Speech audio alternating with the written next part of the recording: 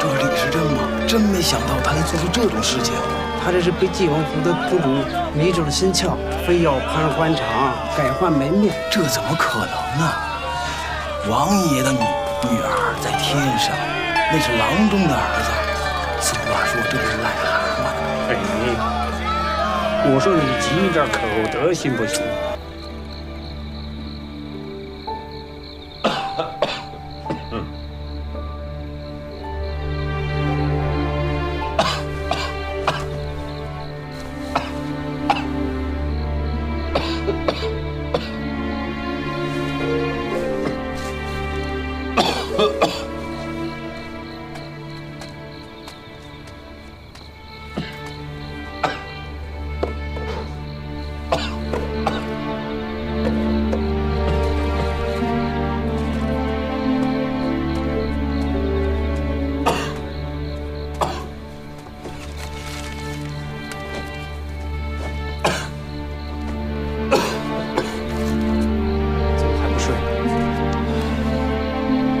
我睡不着，看会书。这是得用川贝和雪梨制成的止咳药丸，你记得吃点，咳嗽久了会伤肺的。哥，有什么话别憋在心里，能和我说说吗？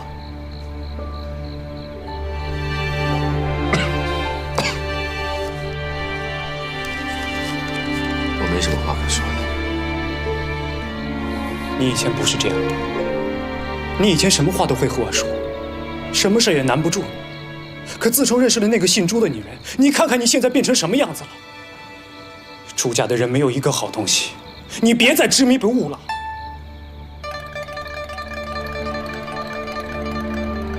明天一早我就要和爹出诊了，也没有功夫照顾你，你自己好好照顾自己吧。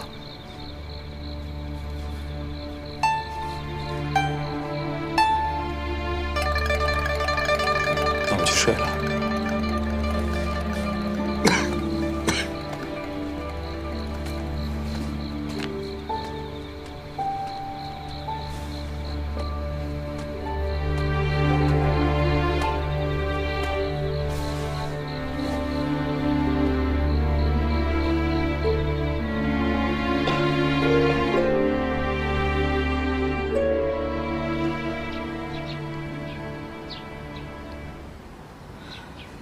哥，你好歹吃点吧，你老这么饿着，身体哪受得了啊？来，思雨，你让开让开，我来。李时珍，你还是不是个男人？就那么点屁大的事儿，就把你难成这样了？你赶紧出来啊，不然我把门给拆了。你怎么这么说话呀？他心里本来就烦。哎呀，你不懂就别管了。像你这样咿咿呀呀说话，他3天3夜都出不来。好，那我倒要看看，你怎么劝他吃饭。哎，思雨，你还大小姐了，说不得你了。是，思雨不是什么大小姐，也没有什么说不得的，只是一个站在门口3天3夜都不会有人理的丫头。哎，思雨。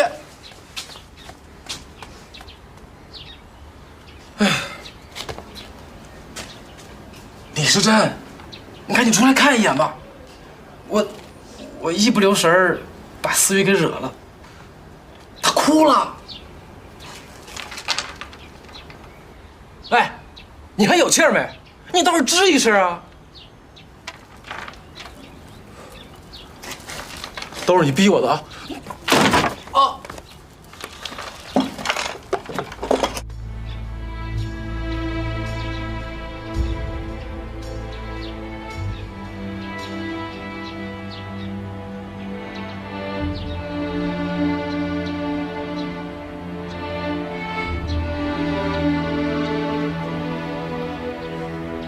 李时珍，你听着，我朱长亭对天发誓，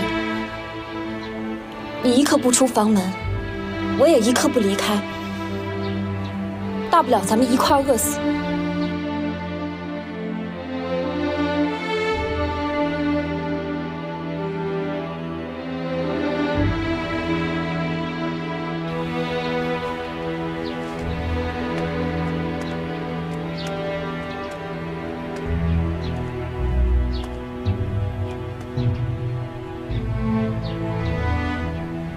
思雨见过郡主。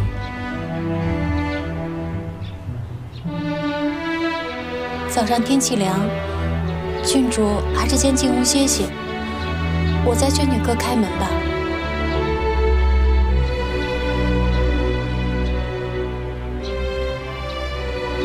他一刻不见我，我就站在这里不走。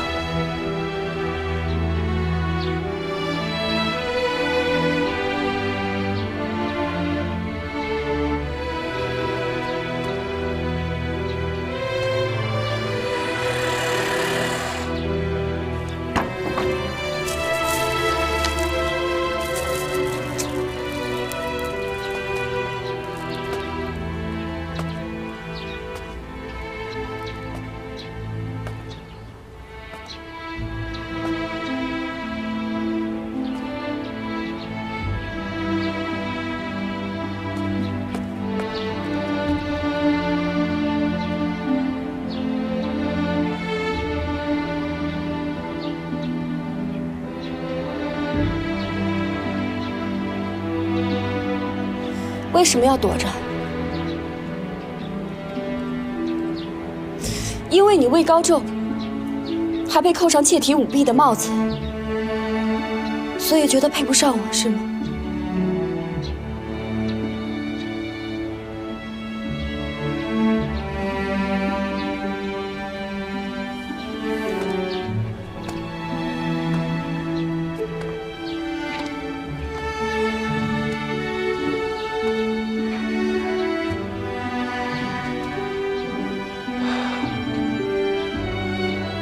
相信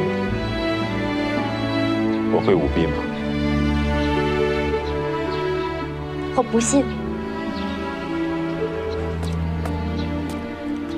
我相信你是一个正人君子。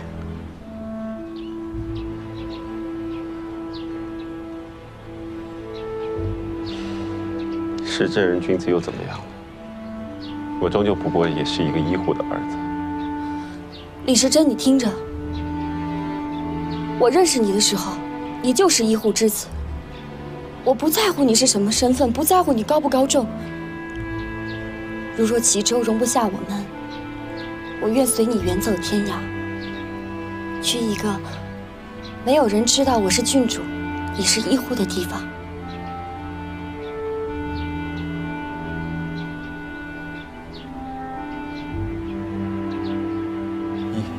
长亭不能选择出身。但是我认定了的人，一定不会改变。为了能和你在一起，我什么都不怕，我只怕一件事。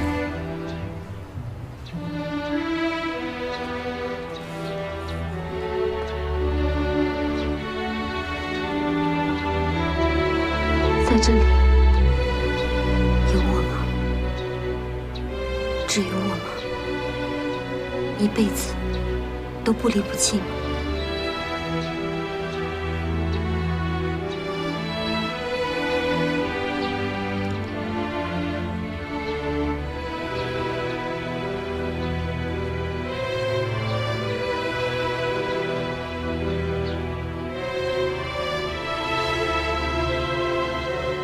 天涯海角，我都跟着你。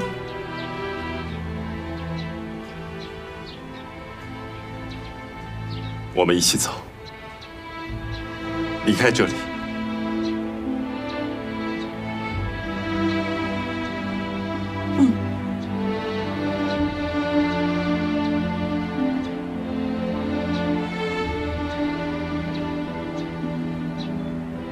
今晚亥时3刻，朝华寺外，不见不散。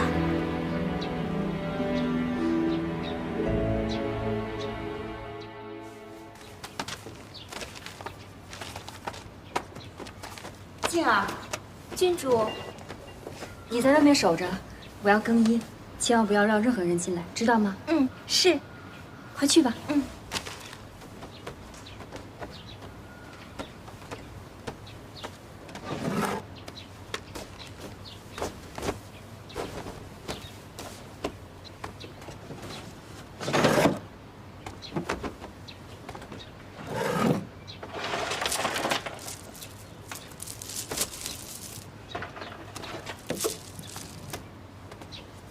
娘娘，世子。静儿，你站在这儿干什么呢？郡主说她要更衣。这个时候更什么衣？让开。是。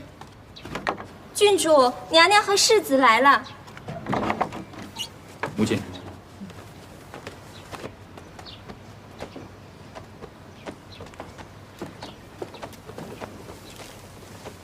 娘，哥哥，你答应过娘的事儿，也该兑现了吧？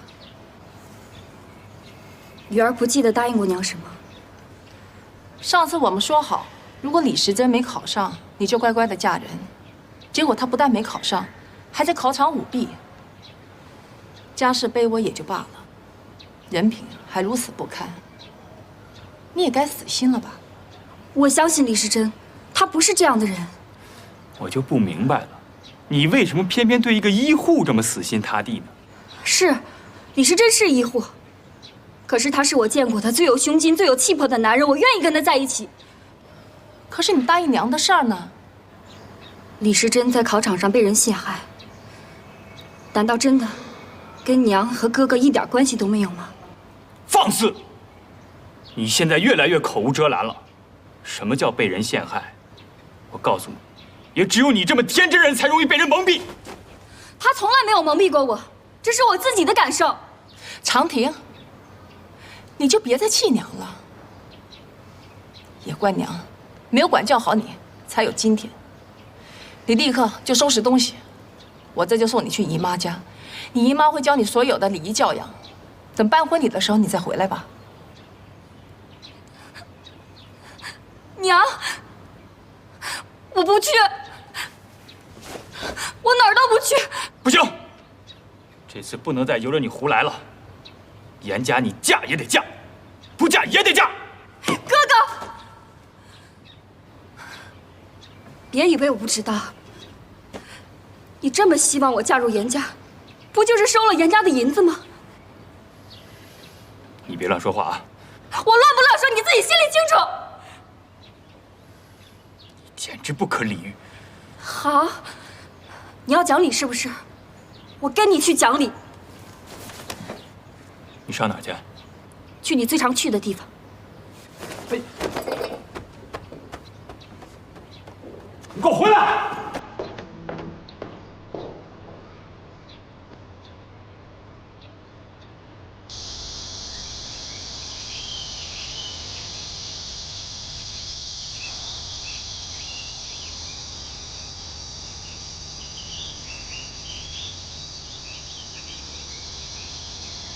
这里睡的是谁？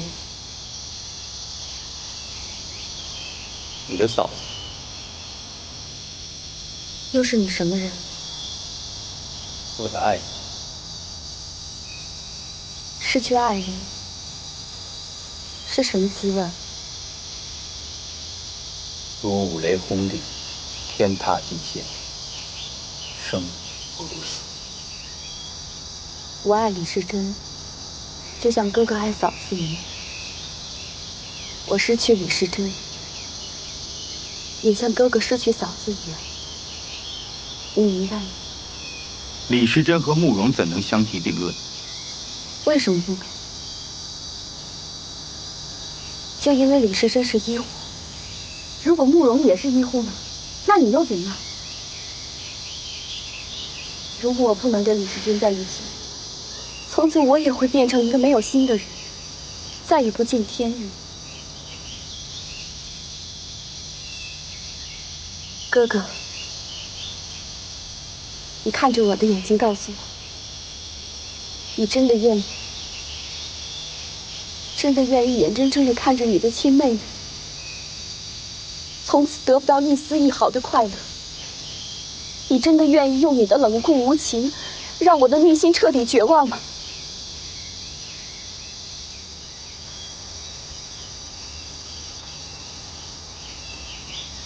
是哥哥对不起你。如果哥哥对我还有一丝一毫的怜悯之情，请不要再逼我嫁给别人。长亭，你怎么就不明白？就算哥哥答应你，李时珍终究还是个医护，父王和母亲是不会成全你，你又何苦这么执着呢？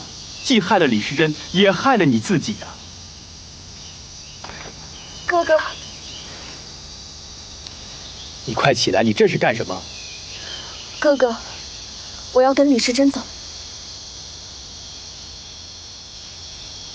如果没有他，如果不能跟他在一起，我就活不下去，就跟行尸走肉没什么两样。哥哥，如果连你都不肯答应我，如果连你都不肯帮我，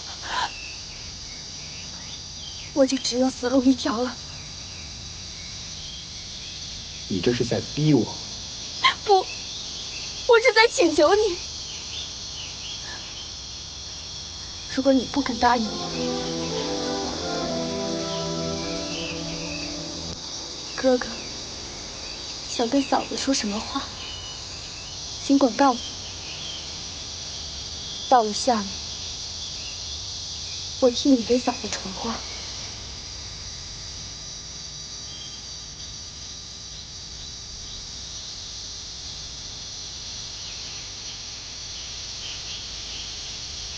起来吧。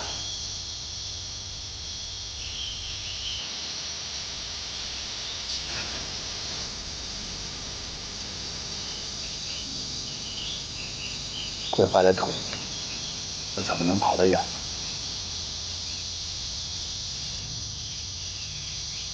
哥哥，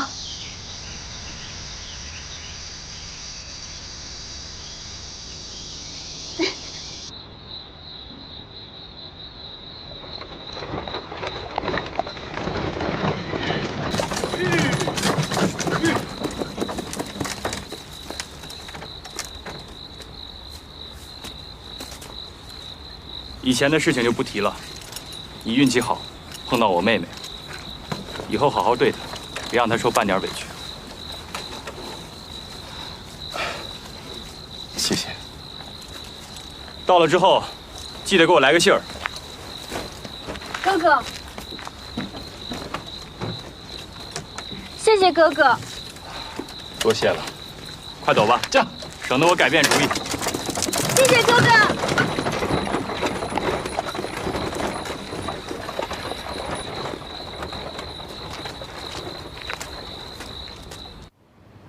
他们李家人都抓起来！王爷，你冷静一点，这个时候怎么能抓人呢？这不是明摆着让人看我们王府的笑话吗？这也不能，那也不能，那你说，我们现在能干些什么？只能私底下的派人去找，面上就当什么也没发生过，千万不能声张，不然长亭就算是回来了，也没有活路了。等把他们找回来之后，咱再关起门来算账，该打的打，该骂的骂。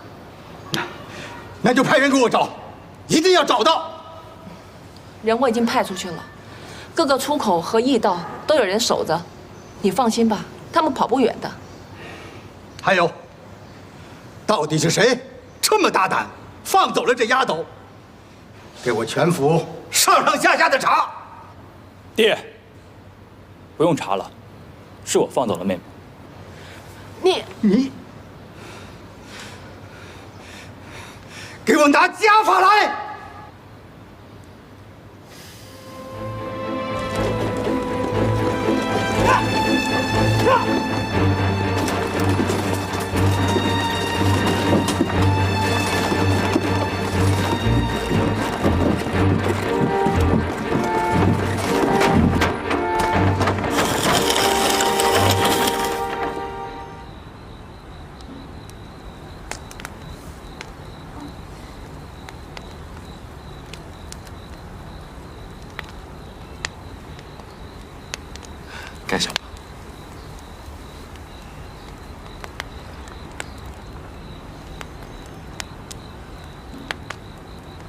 感觉好一点没有？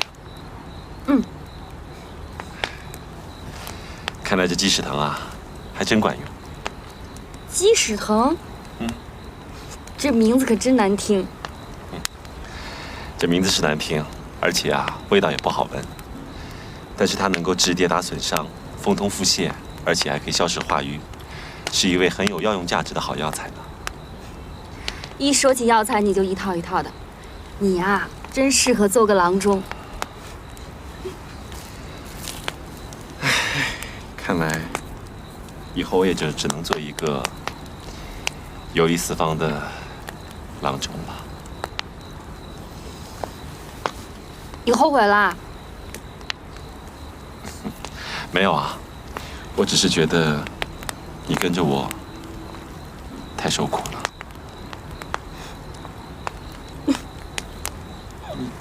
你笑什么呀？我笑你啊，像女人似的，啰里啰嗦的。我就不说了，忘了吧。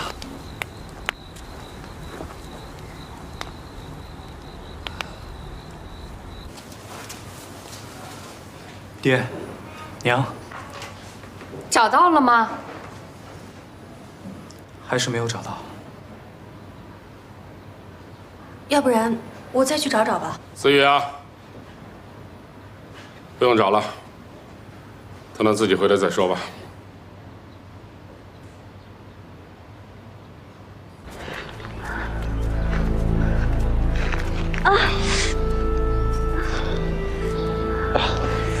来，要不坐下歇会儿吧。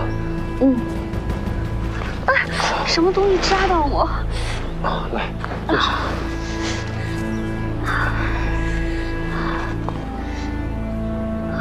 没事儿。没事儿。要不吃点干粮吧？啊？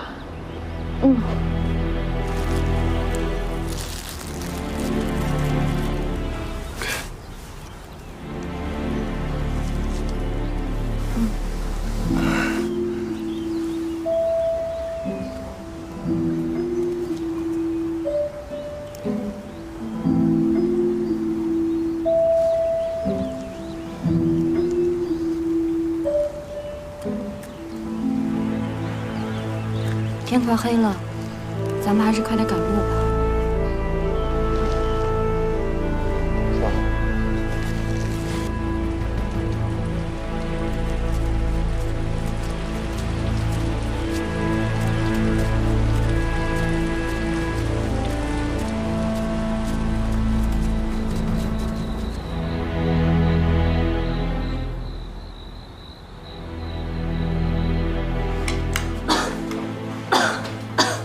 二位酒店吗？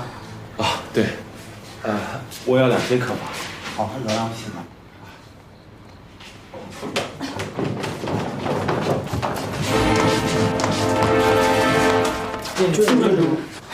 你们，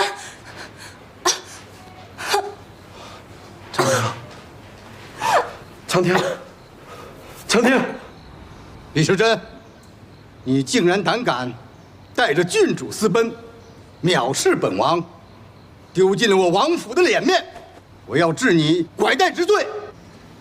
治罪是王爷的权利，可我李时珍问心无愧。你一个医护，竟然勾引郡主，还说问心无愧。一对情深意重的男女，却要被硬生生的拆开，原因只是他们出生有别。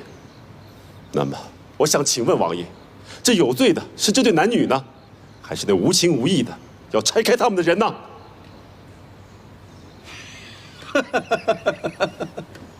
好，有骨气。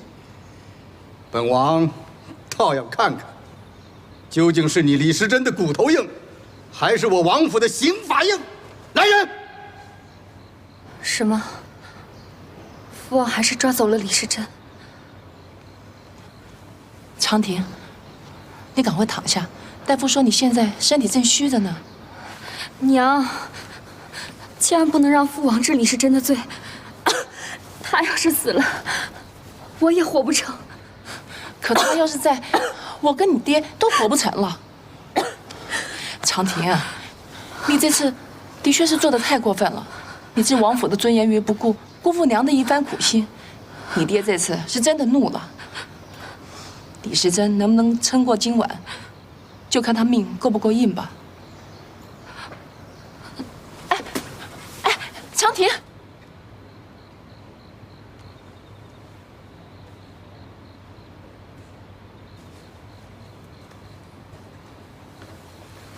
郡主病情如何？郡主原本是风寒引发了气血虚弱之症，调养几日便可无大碍。可是现在怎么了？郡主脉象大乱，像是没有求活之心啊。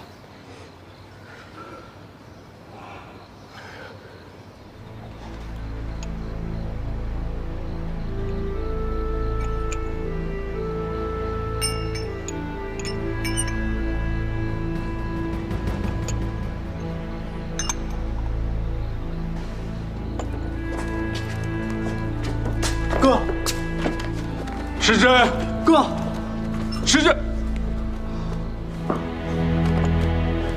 爹，王爷，我李延文教子无方，才造成如此大错，请王爷责罚我李延文，放过我儿子李时珍吧。我是不会放过他的。郡主现在还昏迷不醒，如果他有个三长两短，我要让他来抵命。哥，哥，哥，时珍，时珍，哥，时珍。哎呀，我这是做的什么孽啊！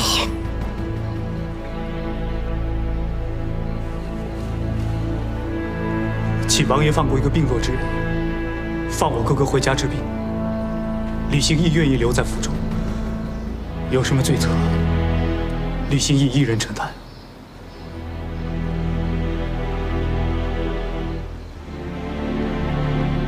好，那你且留下，等李时珍病好了再来换你。来人，是，把李兴义带下去。 兴义啊，一定要好好照顾好自己。爹爹对不住你。别这么说，爹。快带哥哥回家吧，别耽误了整治的时辰。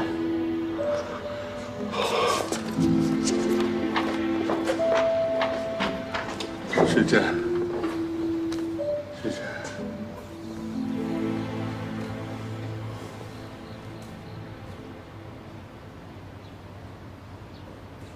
怎么样？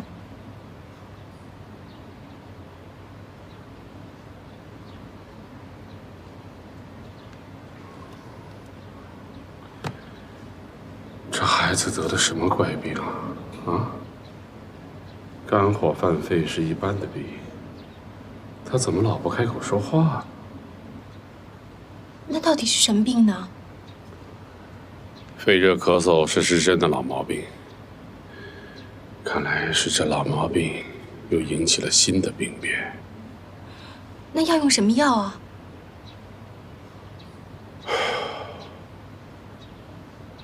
先煎一副白虎汤。好，我马上去。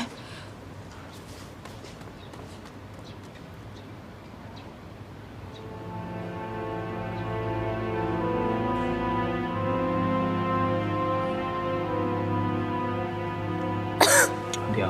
长亭，婷儿，来，喝口药，喝了药病就好了啊！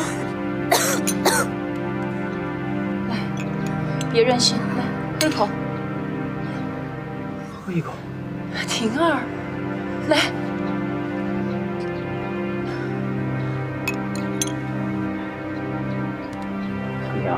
长亭，听哥一句话。 咱不置气了啊！你赶紧把药喝了，等把病养好了，哥什么都答应你。你这是干什么？啊？不肯服药，不肯进食，难道你真要同那医护家的小子殉情不成？我不会成全你的。来人，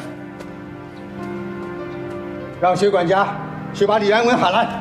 是王爷。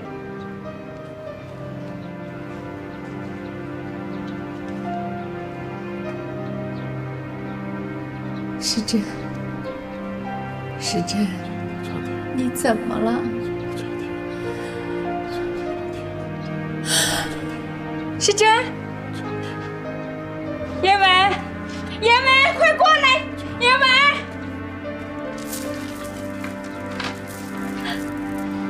快看看，时珍这是怎么了？时珍，你一定得醒来啊！你一定要坚持住啊！再煎一副白虎汤。好。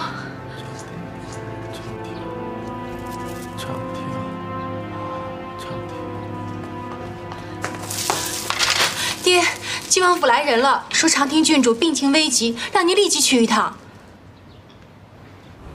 李郎中，是王爷请你去的，你可不要不识抬举啊！陈大人，我家时珍命在旦夕，我实在走不脱呀。我跟你们去靖王府。你一个黄麻丫头，你去有什么用？我可以治好郡主的病症。这是我立好的生死状，你拿这个回去，就可以跟王爷复命了。思雨，你这是……爹，别多说了，时珍要紧，郡主也要紧啊。不行，你不能去，万一……没有万一。爹娘放心，思雨还要回来给二老尽孝呢。思雨啊，这可是人命关天的大事啊！爹，邢毅不是押在王府吗？我换邢毅回来，一定可以的。思雨，那你一定要小心啊！好吧，陈大人，请你回去转告王爷，我家儿子邢毅还关在你们府上。邢毅跟我学医多年，医术不在我之下，他和思雨一定能治愈君主的病。好吧，走吧。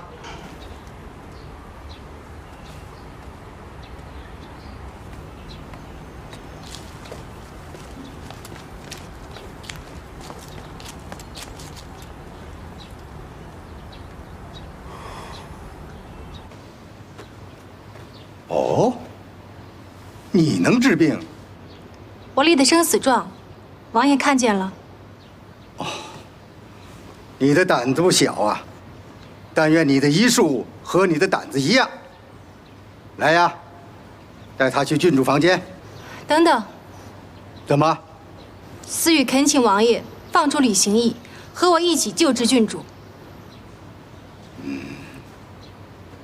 好吧，把李行义带上来。是。请吧。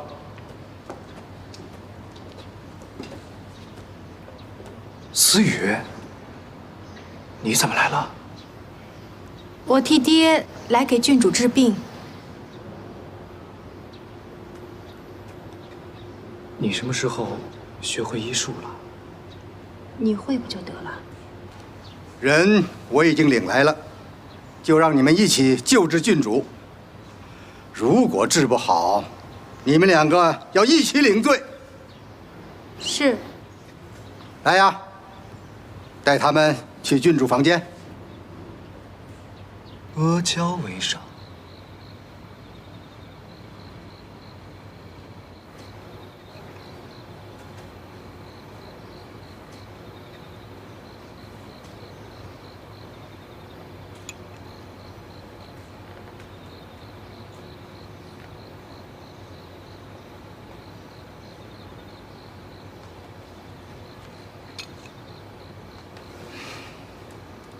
这已经是第3副药，如果再不好，休怪本王对你们不客气。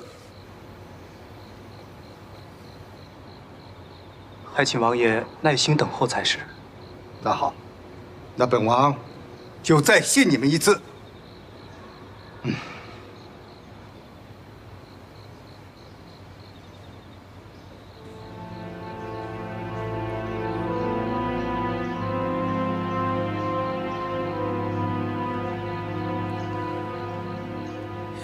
郡主醒了，郡主醒了。娘，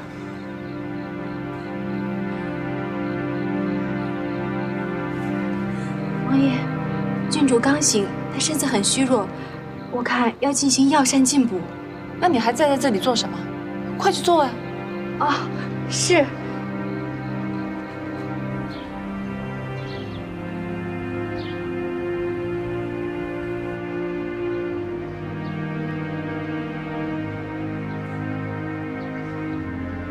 娘，哎，娘，娘在这儿，婷儿。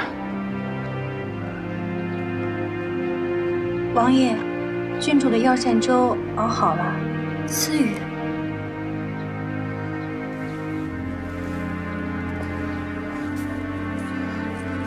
你怎么来了？回郡主的话，思雨是来给郡主治病的。李时珍呢？她……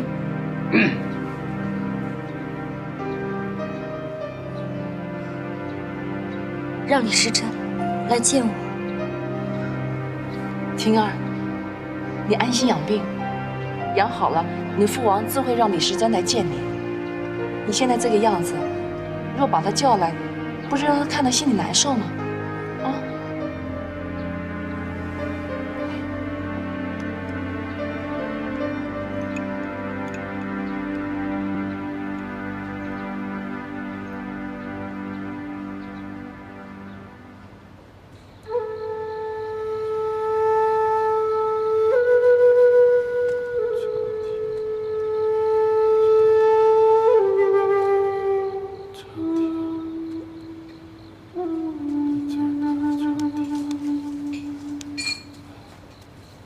时珍，你到底怎么了？时珍，别让娘担心啊！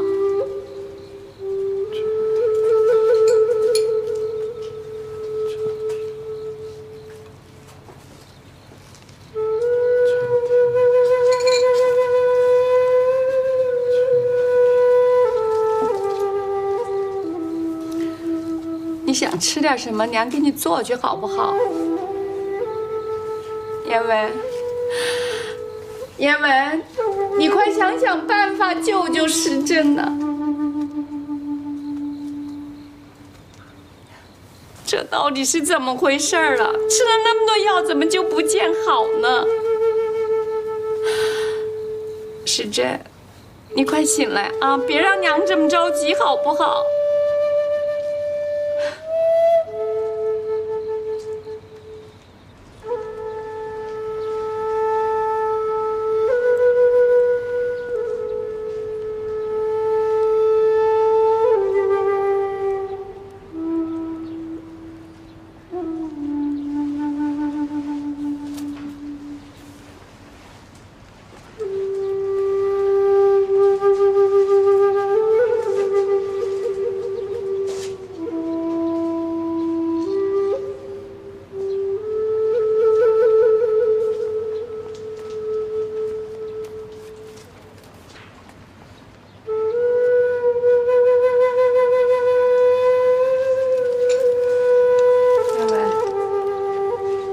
时珍怎么样？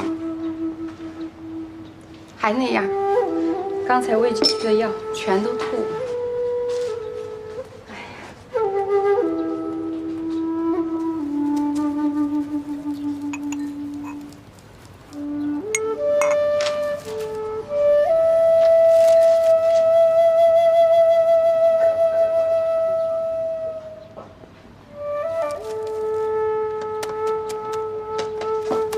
快，把药都倒了，再加3碗水，快去！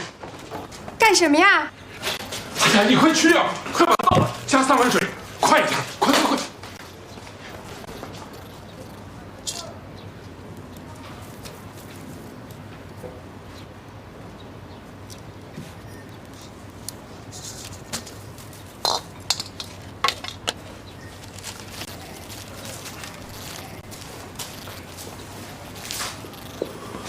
夫人啊，快一点！哎，来了。打开。怎么，你就给时珍吃这单味的黄芩呢？这么简单的一味药剂，怎么比得过刚才那个古方呢？对症下药，胜过古方。可是，对症下药，如锤击鼓，一击而中。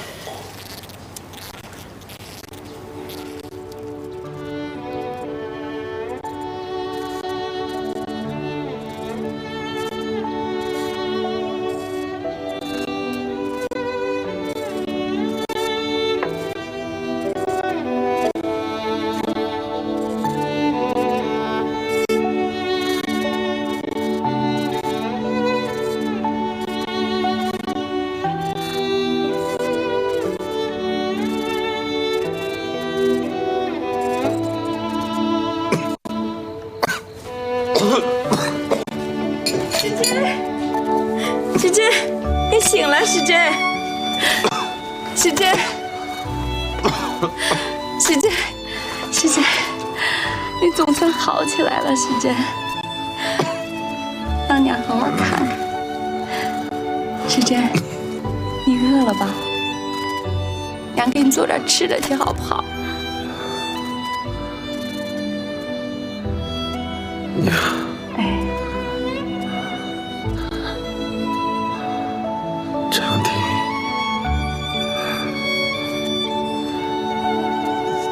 怎么样了？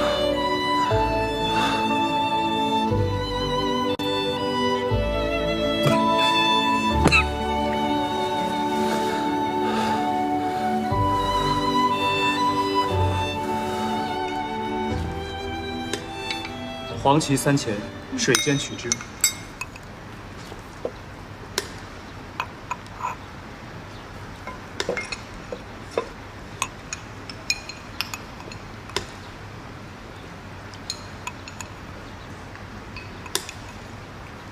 粳米6钱，熬制为粥。啊。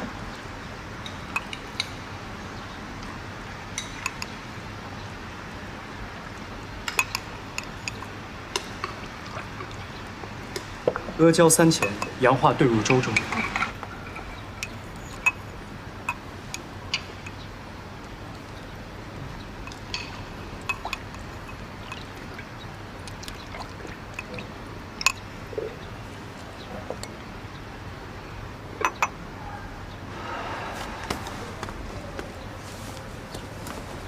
这个方子补血养气最为有效，但愿能对郡主的症。眼下郡主是根本不让我替她治病，睡着还好，一醒来就发起了脾气。现在是连房门都不让我进了，这样下去，病情只会越来越重。他得的是心病，那我就给他一味心药。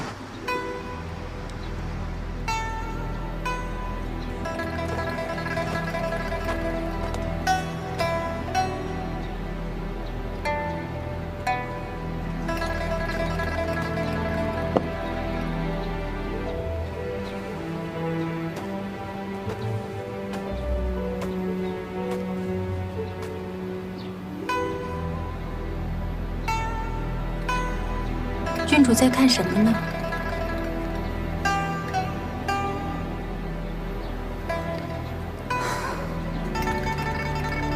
我在看天上的云朵，飘来飘去，多自由啊！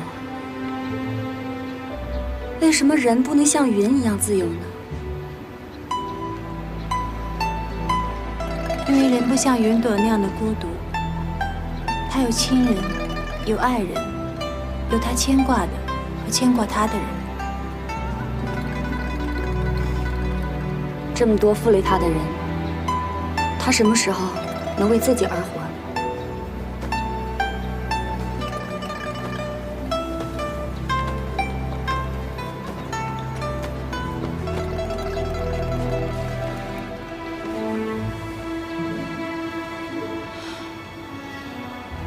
无论是为别人活着，还是为自己活着。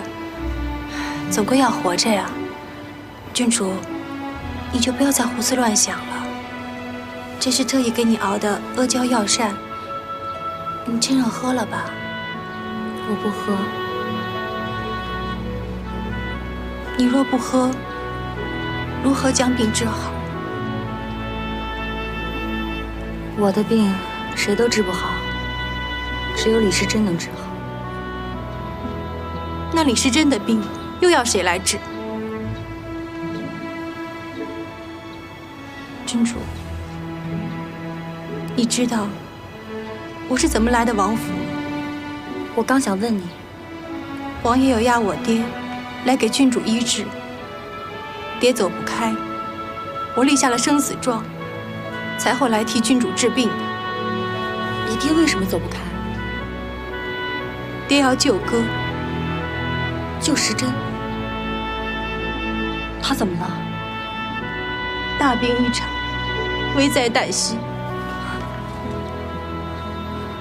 那他现在如何，还未可知。什么叫未可知？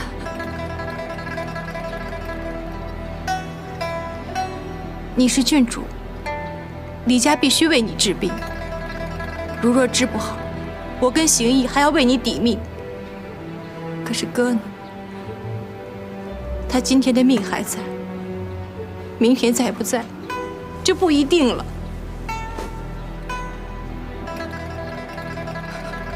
那怎么办呢？怎么办呢？哥连受打击，本来就没有了心气儿。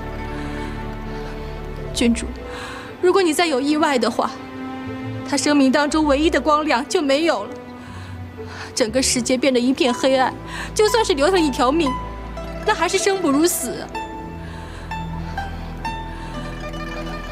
郡主，思雨求你了，不管是为了李时珍也好，为了你自己也好，请你活下去，因为只有活下去，事情才会有转机啊！郡主。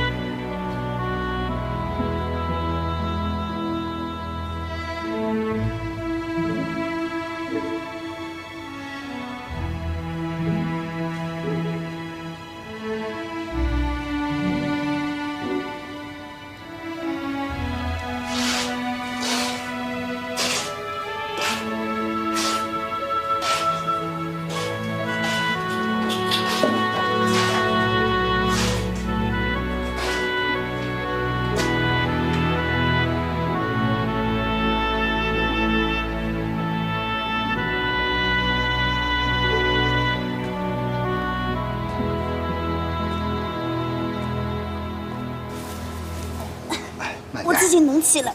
哎，小心。娘，爹，你看我是不是好多了？爹，还是放李行义和思雨回去吧。这些天都归他照顾我，替我谢谢他们。只要是你好，怎么都行啊。那咱们就重谢一下思雨姑娘和李行义郎中啊！行义、思雨，爹爹敬你们一杯。你们帮了爹爹一个大忙，治好了君主的病，也救了我们李家呀。谢谢爹。你也喝一杯吧。哎。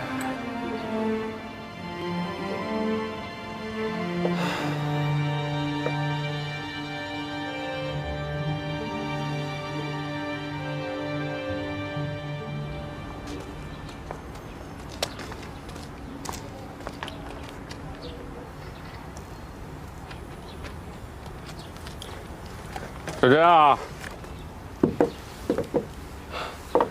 爹，去帮爹爹挑担水，这药园子该浇水了。啊。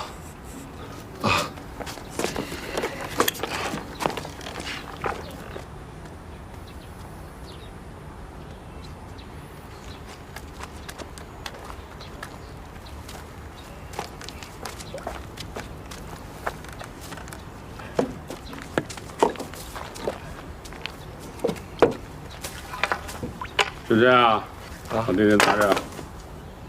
哦。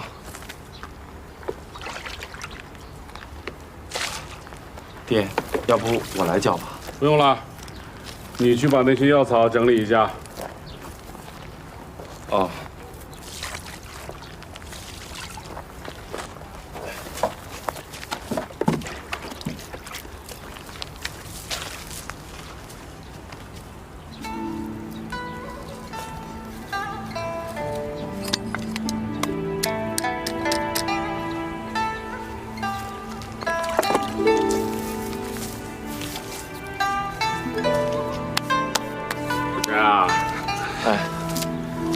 你做得很好啊，但是你更要知道，这些枝叶都枯了，就应该把它拔掉啊！只要根还在土里，明年就会长出来。这就行了。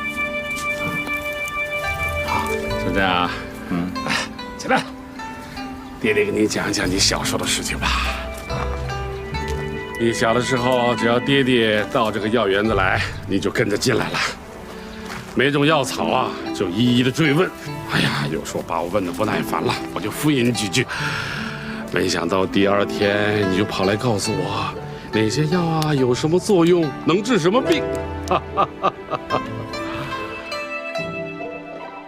你还记得爹爹给你讲过的这些药草的名字和作用吗？啊？这个是荠艾啊，它有止血的作用，还是我们齐州的一大宝啊，是不是啊？对。哦，那个是千鹤草，它不但止血还治伤，而且还能当野菜，收栽的时候啊，能填饱老百姓的肚子啊。这是铜茯苓，能解各种药的毒啊。这个是什么来着？钱什么？那是千针草啊，可以活血化瘀啊。好，是这样。哎，累不累啊？不累。哎，爹，你喝点水吧。好。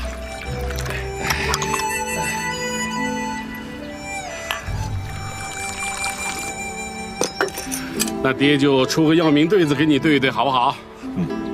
好啊，好。编好了啊！红花红豆红娘子，白莓白果白头翁。好啊，还真难不倒你啊！好，我再给你一个药名，让你猜猜好不好啊？好啊，好。一株空心树，独放东篱下。病已入膏肓，九死只一生，猜猜4味药。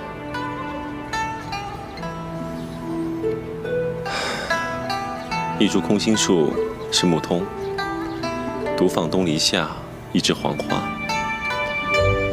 病已入膏肓，没药，九死只一生，独活。是真的啊，和小时候一样啊，还是那么聪明啊。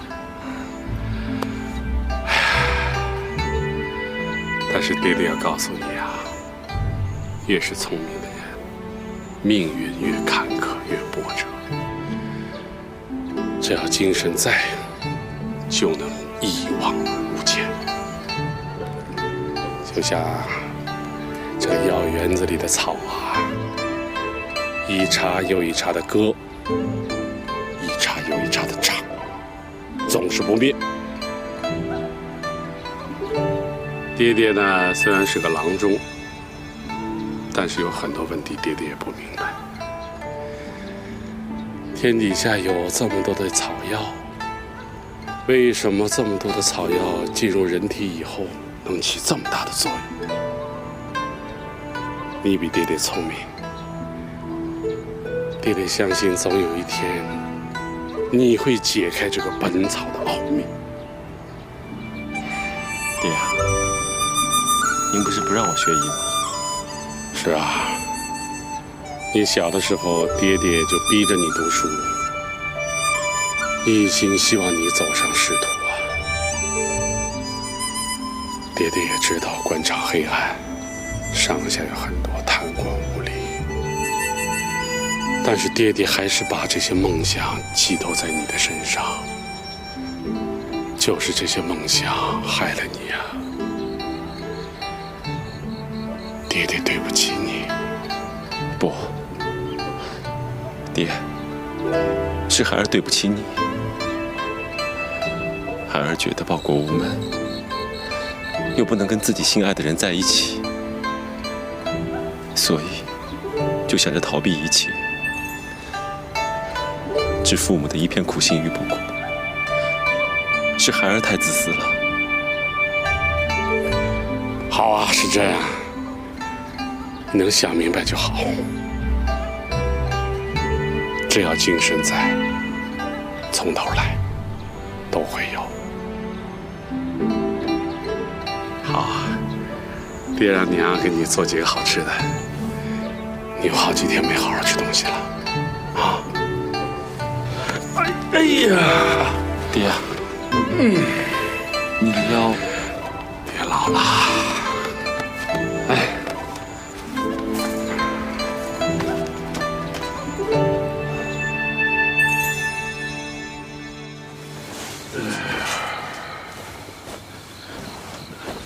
是这个孩子很聪明，我一直想他做个治国的上医，可是这世道不公啊。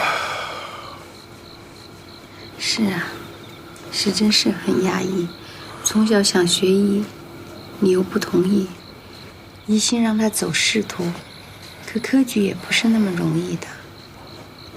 现在又喜欢郡主，你还是不同意。哎呀，孩子一直都很苦闷。言文，要不然让时珍跟你学医吧。现在看来，就这件事能提起他的精神。你要知道啊，好多事儿都是天意呀。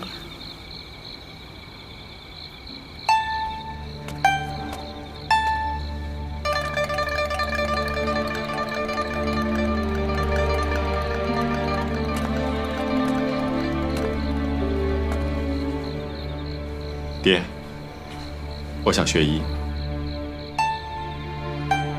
想好了？想好了。好，选个好日子，随爹爹一起拜了祖师爷吧。谢谢爹。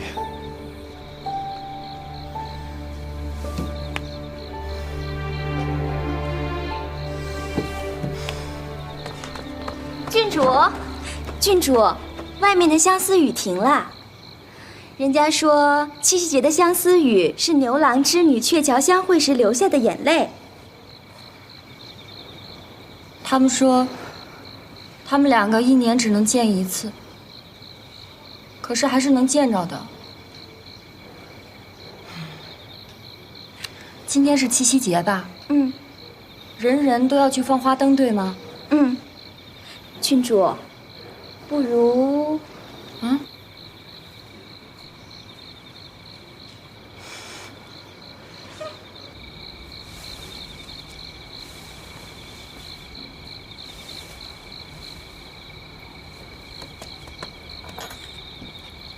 郡主。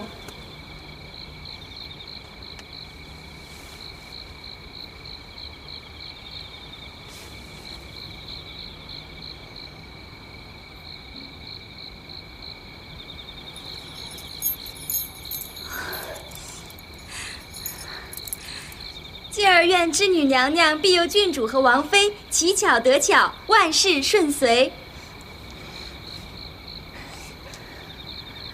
娘啊，我想去放河灯。好，我陪你一起去。啊？哦。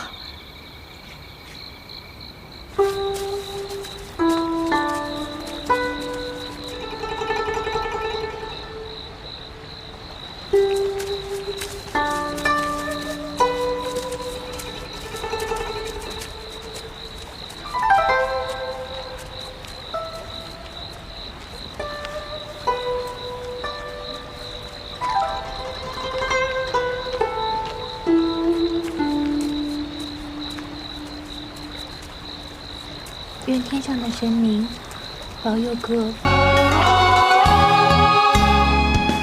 许下的诺言，注定永远是长路漫漫。仰望那星辰，不知道是终点还是起点。时光流连，总是要把诺言纠缠。我的使命过了今夜，再没有缠绵。沧桑的容颜，泪水早已打湿了双眼。梦中的笑脸，就在远方若隐若现。瑟瑟风中，谁在摇曳我的期盼？我的脚印在哪里要化作无边的温暖？远方有多远，是不是一个语言？春夏秋冬的尽头，有没有答案？多远有多远？青山处处萌动着信念，总相信那一刻风中的草能挽回春天。远方有多远，是不是一个语言？春夏秋冬的尽头，有没有答案？多远有多远？青山处处萌动着信念，总相信那一刻风中的草能挽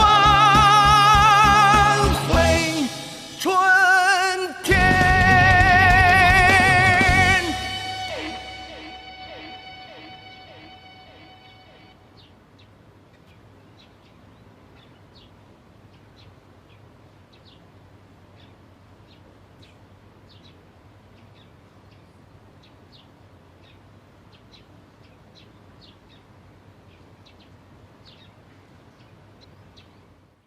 张仲景在《金匮要略》中说，疾病发生有3个途径。你说说，是哪3个途径？一者，经络受邪入脏腑，为内所因也；二者，四肢九窍，血脉相传，壅塞不通，为外皮肤所终也；三者，房事经刃虫兽所伤。行啊，昨天晚上刚看的书，今天就能背了，真有你的。那脉经中所指的24种脉象，你都知道吗？是这样。哎，身为医生，须以病人的安危为重，细心照料，良心用药才是根本。只有懂得这些根本并以之为律的人，才算得是一个好医生。你明白了吗？明白了，爹。脉象分为浮沉、迟速、虚。你说这些啊，我都知道了。你什么时候让我能坐堂啊？心急了，把脉象背我听听。脉象啊有很多种，浮、沉、迟、数、虚、实、滑、涩、长、短、红、微、紧、缓、软、细、浮、散等多种。爹啊，你教给我的那些书，我全都背了。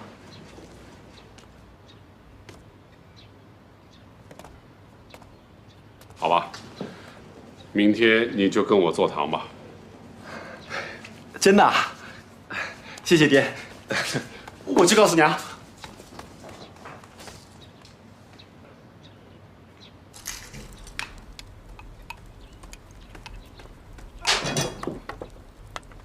思雨啊，你有没有觉得时珍自从学医以来精神好多了？是啊，不过呀，我就是怕他太用功了，人太辛苦了。你哥一直都这样，一旦做上自己喜欢的事情啊，那就不顾及自己的身体了。哦，对了，邢毅最近出诊那么多，每次回来都一脸的疲倦。我呀，觉得该给他们做点抗疲劳的汤了，调理调理。娘，那今天我们就做一份从容鲜鱼汤吧。好啊，好啊，从容鲜鱼汤对抗疲劳最有成效了。思雨啊，今天全部由你来做，娘就不插手了。放心吧，娘。好。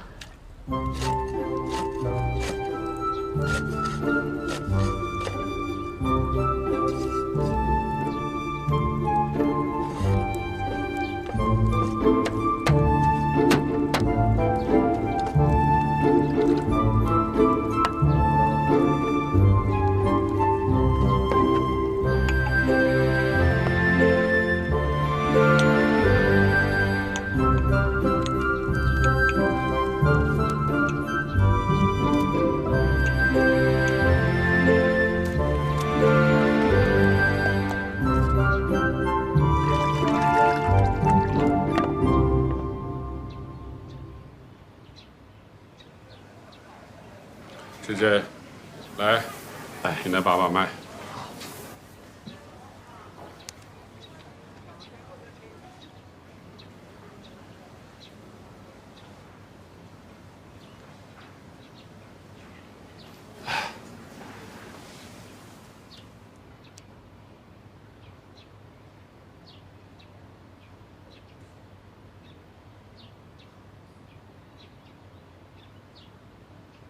时珍，说说吧。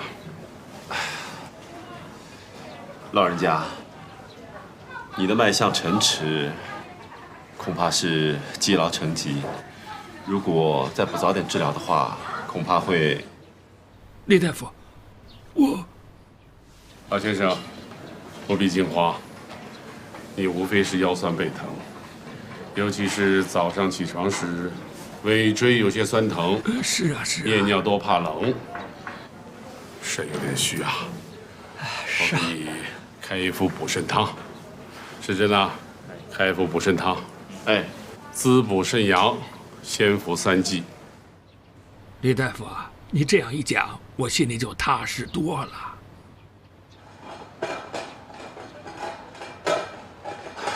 爹啊，您说我现在是不是还不到坐堂能给人看病的时候呢？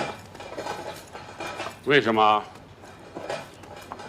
我觉得我不懂得急病人之所急，想病人之所想，只是依靠着从书本上背来的那些粗浅的知识给人看病。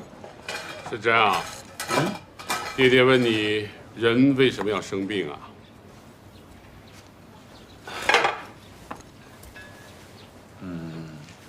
一者为正气不足，也称虚症，虚症要补，激发血气；二者为邪气过盛，也称实症，实症要泻，排除饥饿。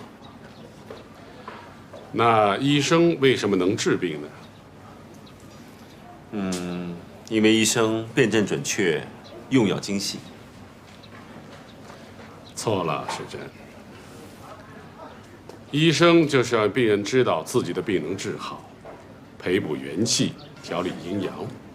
真正能治病的，是要靠病人自己。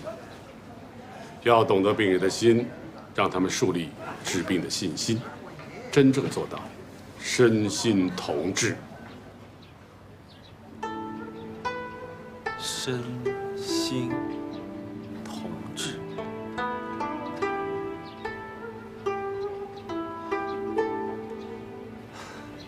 爹，我明白了。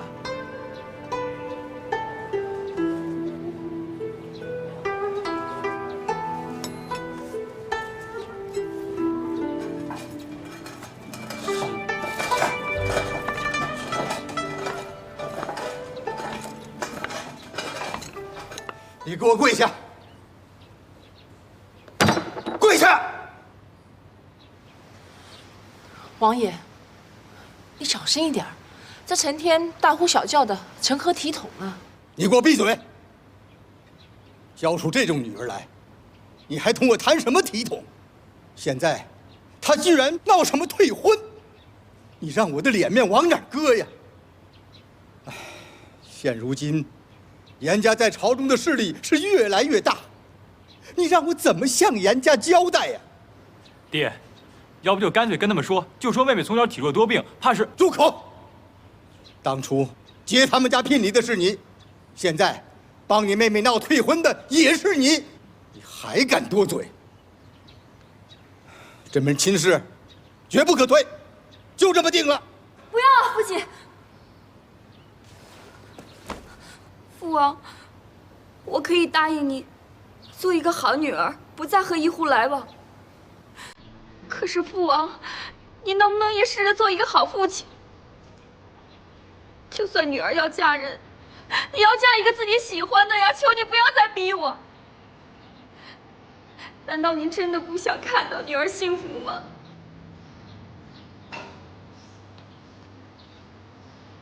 王爷，罢了，我得回屋了，头疼得很呐。我还得斟酌如何向严家解释啊。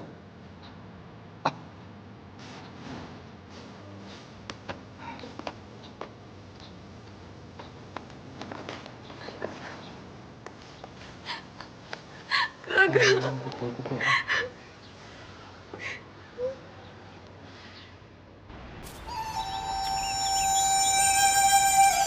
爹啊，刚才那个人已经病入膏肓了，您为什么什么都不顾就去吸那个人体内的毒血呢？病入膏肓，并不是就死了，既然有救，作为郎中，吸病人体内的毒血，那算不得什么。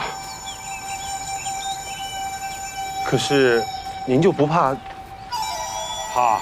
怎么不怕？可那个时候我是郎中，他是病人，是这样。你要记住，对待病人就要像对待亲人一样那么周到，也要像对待敌人一样那么恐惧。只有这样，才能认真的对症下药，找到打败他的办法。你记住了？时珍牢记在心。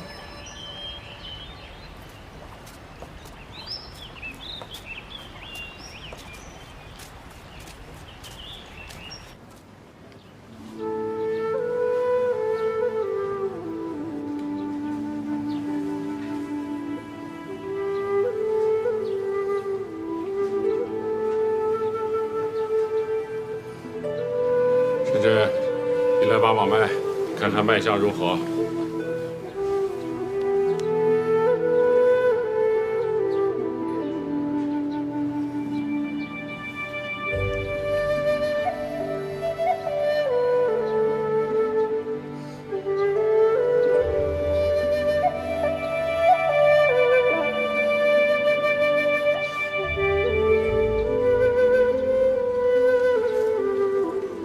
脉过60度，左手寸关指山脉由里而滑。请问您停经有多久了？2个来月了。我看他是有喜。恭喜了。